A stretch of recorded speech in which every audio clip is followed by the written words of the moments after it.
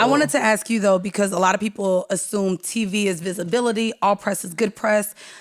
With you being an artist, did you feel like Love and Hip Hop would have a positive impact on your career as an artist? Because even I feel like your storyline on there was even more of your personal life, not really your artistry life. So to me, how do you feel like that impacted you as an artist? The first season that I joined, I did it with my ex-boyfriend. And so the focal point was about, and I was making music with Ray J, which ended up being a complete train wreck.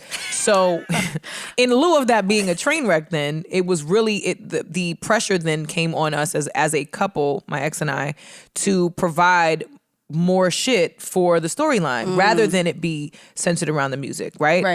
Which was awful. I mean, for me it was awful. For him it was awful. I mean, we were not pleased with how we came across on the show at all. But you have no control in that, right? No, not really. I mean, but the other part of it is too, we were also not off camera. We were also not in a good stable place. So all of the things that transpired then on the show just made our actual relationship at home really difficult. And so that's the part that people get fucked up, right? Because the second season I did fucking flying colors. It was great. You know what I'm saying?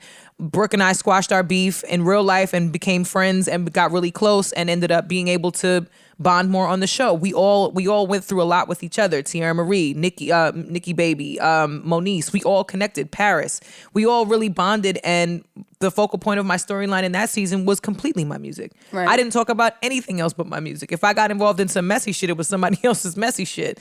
But for the most part, I put an album out. It was my first full-length album. We went to London with the cast to promote my shit. Like, it was, that time around, it was redemptive for me, in my opinion. I felt like that was much more, that worked in my favor, right? Because at the end of the day, people were getting to see more of my personality, but also in conjunction with my music versus it just being like, oh yeah, this girl cheated on her man and now these two light-skinned people look fucking stupid on TV. You know what I'm saying? Like, that was, which was whack to me too, that we had to even add that into the storyline at the time, because that infidelity shit was like 4 years prior. That wasn't even anything recent. So we were rehashing some shit from our past that really wasn't holding any weight in the relationship, but that ended up being the focus. And that ended up and it worked against us, and it ended the relationship ultimately. It worked against us both, and we broke up on the show, like in an episode. It was awful. But anyway.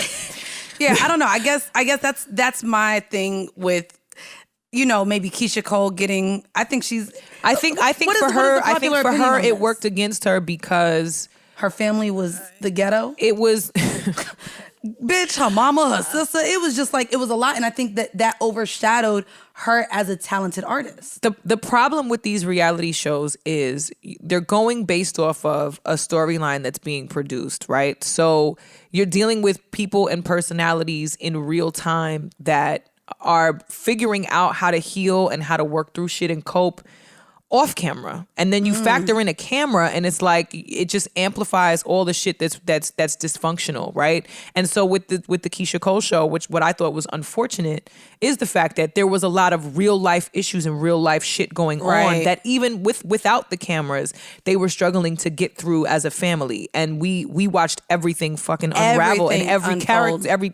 character, every person in her family, in her life unravel on camera.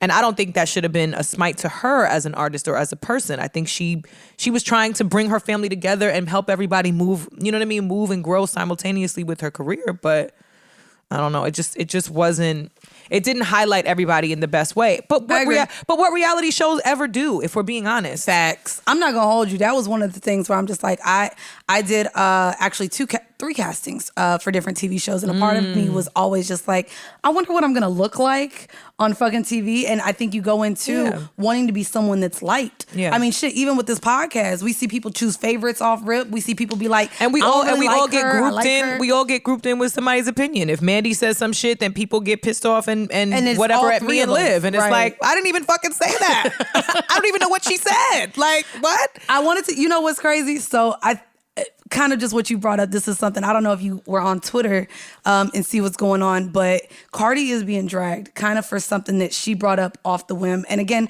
it's just people exerting their opinions on people as people without realizing that they are people. Welcome to the internet. Yeah, facts. So It's a cesspool of streams of consciousness. That's all it is.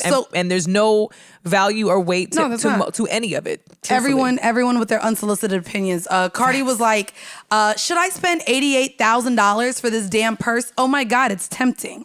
I feel like this is one of those hypothetical thoughts that's in our mind. I don't think anyone's opinions on whether she should buy this purse or not mattered at all to her. But the entire internet got highly upset because apparently she didn't read the room, that we are in a panoramic and she shouldn't be spending this much money on a purse that she could clearly afford. I just want to tell y'all out here, because I also got dragged because apparently they said I was defending her.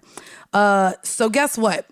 What someone else does, if it don't make you shit or make you come, shut the fuck up. And you can keep it to your goddamn self. I know we on here sharing our opinions on things. That's kind of our job at this point, which is also why we try to throw it back to us. And we're a little hypocritical about it. We are, just a little bit. But what's crazy is everyone with this fake mad fucking stance on social medias. So y'all are mad at her about to buy an $88,000 purse for herself. But last week, James Harden was friends goals while he spent $100,000 on a watch for another man. Then y'all also dragging motherfucking Meek Mill because he just gave out only $20 to that group of kids, so they all got $4.32 a piece. But thank you for doing the math. I'm just saying, you know what I mean? I wasn't accountant back in my day. Yes. But I just feel like you're damned if you do, you're damned if you don't. We damned if we, have an opinion on something that one person doesn't relate to and the other. But y'all mad at Meek Mill for giving $20. Y'all not mad at James for giving a $100,000 watch to another man. But now y'all mad at Cardi for wanting to buy herself something. I mean, I think Cardi's just an easy target. You know what I mean? Cardi's an easy target because most of, and we said this week, we said this a month ago. Most of her displays on social media are flexes. She had a whole as a rapper, shelf. Is that not what you do though? Yes, it is. Right. It's a part of the culture. She has a whole bookcase full of Birkins. It's a Birkin bookcase. It's a whole Birkin bookcase. It's several colors, several textiles, several styles, like several sizes. Like, sis has a collection. She can financially afford that. So that's her life. I think she's entitled. I agree with you on that. I think the pocket watching is true because I felt that, to be honest, I felt that way about the Ivy Park drops. I felt like that was the timing of that was a little bit insensitive. It's like you're dropping really dope exclusive pieces and a lot of people. Well, see, that's what they're saying about Cardi is that she didn't read the room with insensitivity. But I'll be honest, I get it. But she's very publicly and socially active about her donation. She gave $1 million to people on Cash App this year. And that was my problem too. If you guys look, there was actually one of the people who received $500 from Cardi still jumped in Cardi's mentions and was like, hey, I know you gave me that $500, but you're still very insensitive about wanting this bag. Well, that's stupid. And I'm just like, see, you're damned if you do, you're damned if you don't. And that's why I said, like, it's a slippery slope because she's an easy target because she is in the position that she's in. People have unrealistic and stupid ass expectations of her, but I think it's fine. She gives as much as she takes. And if we're being honest, the music industry takes more than it gives, and we'll get into that.